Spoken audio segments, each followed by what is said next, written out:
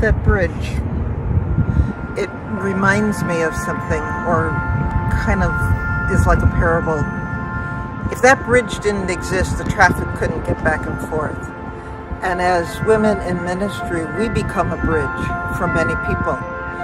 To get from the faiths that they grew up with and some of the misbeliefs, the fallacies that they heard, to get to something much better, much greater freedom on the other side of that. And so we need to be a bridge, ladies.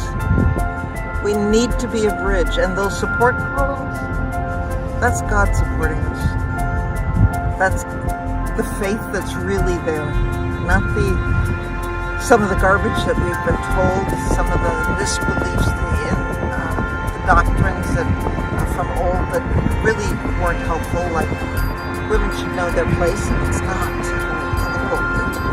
And that's a bunch of not true. I'll make it nice here.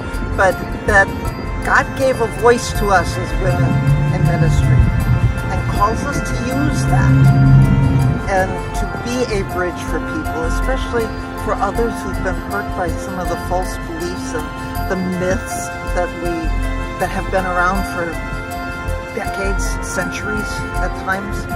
So we need to step up. I need to step up, and that's partly why I'm doing these kinds of things. But all of us need to step up and be that bridge for others who need to be able to get from the things that didn't work, the hurtful things that they experienced, like the hurtful things I've experienced, which is partly being fired from a congregation and being told as a child that there was no place for me except in the kitchen, and some of those kinds of things. And it was not true. It's never been true.